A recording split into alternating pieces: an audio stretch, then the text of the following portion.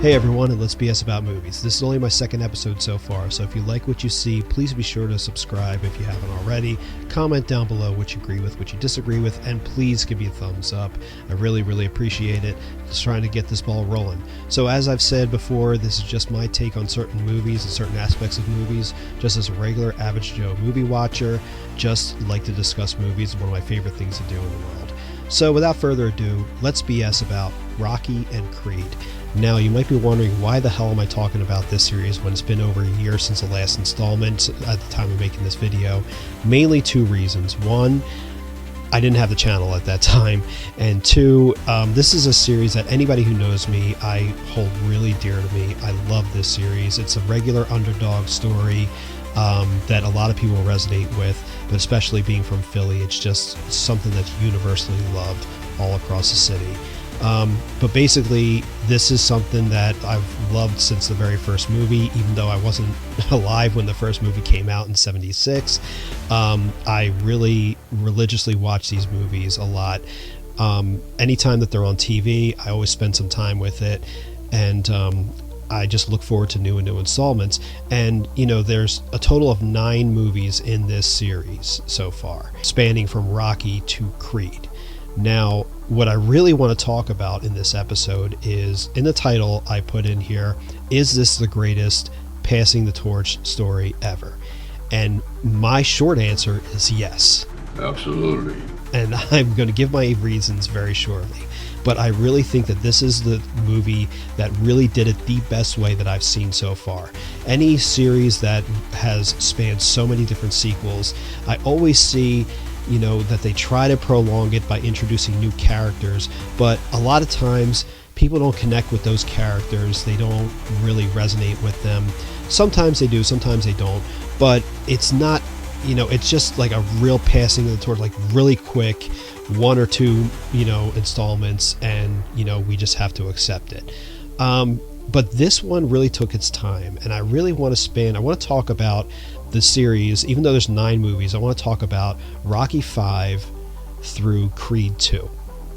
There are movies before this, there is a movie after, but I want to span this because this is the actual arc that they pass the torch. Now, I am really keeping these to a minimum because I don't want to give too much away with these movies, because they are great and you should see them if you haven't already.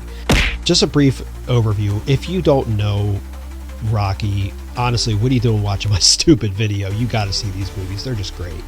But basically, it's a true underdog story of a Philadelphia boxer who is given a once-in-a-lifetime shot at the heavyweight championship. And over the span of the movies, he just gains the love and respect of the boxing world and the world all around by just showing just nothing but pure heart. And, you know, just going the distance and trying your best and pushing yourself to the absolute breaking point and never giving up.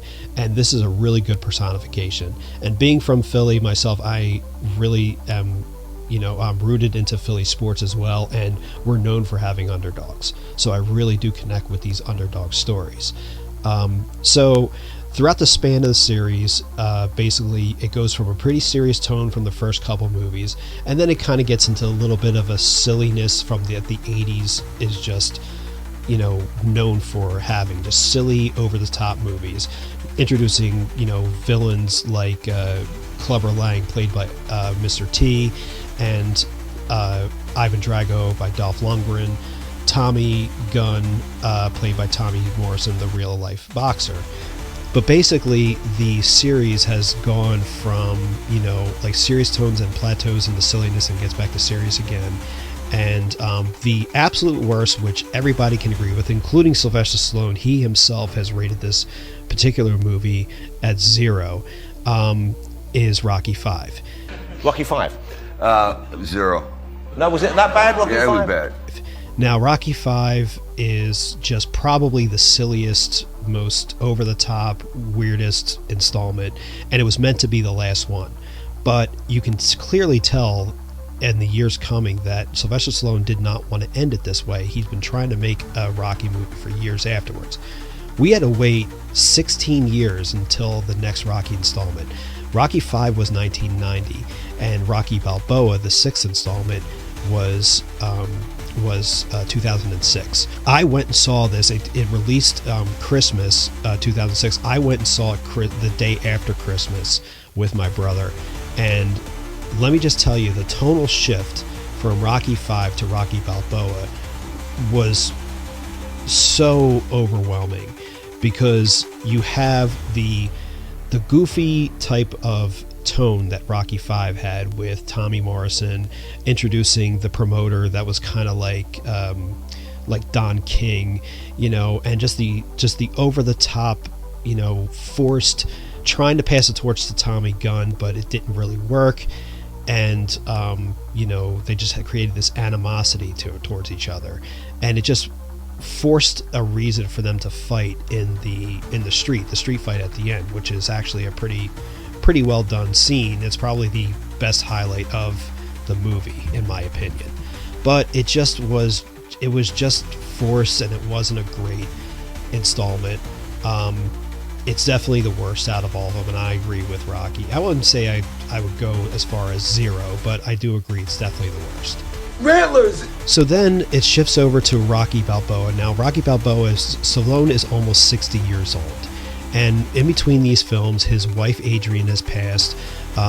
He's grown distant with his son because his son's always working. And he just has this yearning for a purpose, and he goes back to, even though he's running a restaurant called Adrian's dedicated to his wife, he's still looking for something to fill that gap that he has. So what he does is he decides to do what only thing he knows best to do, and that's to fight. But nobody really wants to, assure him. Nobody wants to back him because they think he's too old. And you can kind of see the resemblance between Rocky in the 6th movie and Sylvester Stallone. You can see they kind of mirror each other, where Sylvester Stallone trying to get the 6th movie made, but nobody took him seriously because they thought he was too old.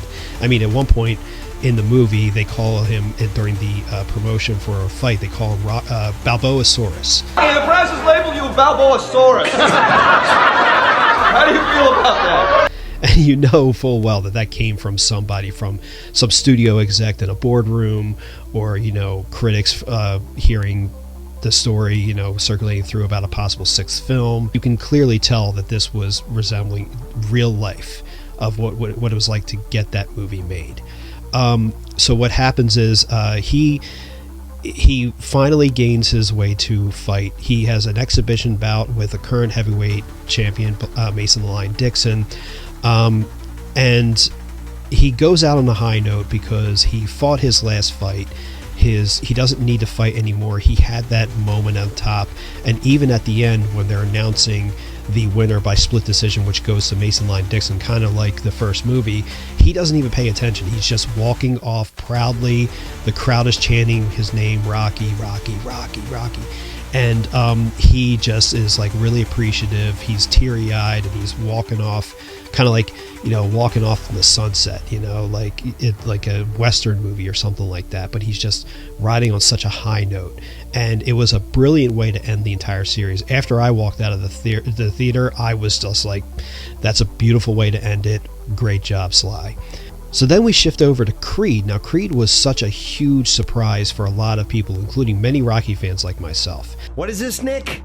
It's legit. Really? Uh-huh. There's another Rocky movie coming? Yes! I did not think that they were going to continue. I thought they should have left it at Rocky Balboa. I thought it was a great way to end it. But here comes Creed. Now, Creed is the story of Adonis Creed, which is Apollo Creed's son, from an extramarital affair that they kept under wraps, and he was put in foster care because they didn't want to ruin the name and the reputation of Apollo Creed. They didn't want anybody to know that he had an affair with this woman. So he came from a really broken down area, broken down home. He's in foster care, foster homes, back and forth. We find out later that he was abused in these homes, and after Apollo dies, Apollo's wife finds him, takes him in, and basically tries to give him a good life, which he does. But he resorts to boxing as well, just much like much like his father. So Adonis seeks out Rocky because he knows that they train together and he wants his help. But at first, Rocky doesn't want to do it, or he wants to do it very minimal because he doesn't want to see what happened to him, what happened to his father. Eventually, he agrees, and this movie, this Creed 1, is a very split. There's a lot of storytelling with Creed, but they're still continuing the story of Rocky. So I would say it's 50-50 of Creed and Rocky. So eventually, they do work together. They form this friendship that basically turns into kind of like a father-son type of relationship, because at this point Rocky's real son has moved away to Canada or something, and he's not in the movie. So he forms that missing bond that he didn't have with Adonis. Then we shift over to Creed 2. Now Creed 2 is shifting the story more heavily into Adonis Creed, and Rocky his story is kind of like sort of going off to the sideline just a little bit, not too much. He's still a good focus in the movie, but he's not the main focus. So basically in this story, Ivan Drago is still sore about losing to Rocky, so he trains his son to be this massive, brutal fighter, and he wants to take the title away from Adonis. And he challenges him not to just take the title, but also to, as he would say it, to break him, to break his void, just like he said, "I must break you" in Rocky 4. But basically, the story is more heavily into Adonis. At this point, he's about to marry his girlfriend. She's pregnant with this kid. He's about to be a father. He's got a lot more to lose, and he wants to risk it. He wants to risk it all to avenge his father's death. Rocky doesn't want to initially train him because he saw what happened to Apollo, and he doesn't want to be in the corner to decide whether he's going to throw in the towel or not. So they grow distant, and you see mostly Adonis trying to train, but Rocky's watching the match from a distance, and Adonis loses his first match against him, but he actually wins on a technicality, but he's brutally beaten and injured. Rocky sees all this from Adrian's restaurant, and he seeks him out so he can train him for the rematch, and he does it in the real gritty, going back to the roots type of style, kind of like what Apollo did in Rocky 3, by searching for that eye of the tiger. Now I'm going to get to the big spoiler in Creed 2. Now the ending match, the rematch between Victor Drago, Ivan Drago's son, and Adonis is brutal. I mean, these guys are going the distance and they're not giving up, and they just keep on pummeling each other to the point where, in a weird twist of events that I'm not going to give away, but basically, like the way that Creed wins was a huge shocker for a Rocky fan like myself. So after Adonis wins, Rocky is in his corner, but he's not even in the ring when they're celebrating. He's celebrating outside the ring. And it's kind of like Rocky's giving him his moment by himself. And he's celebrating, he's pounding on the mat, and he's just watching him from outside. And then as it starts to die down a little bit, Adonis approaches him from still inside the ring. Rocky's outside the ring. They share a fist bump. And this is the moment when Rocky looks him in the eye while they're still connecting fists like this, and he says, "It's your time." That moment right there was the official passing of the torch. That wasn't just Rocky saying to Adonis, "You got this without me." This was Sylvester Stallone saying this to Michael B. Jordan, "You got this series without me." He did not need to continue.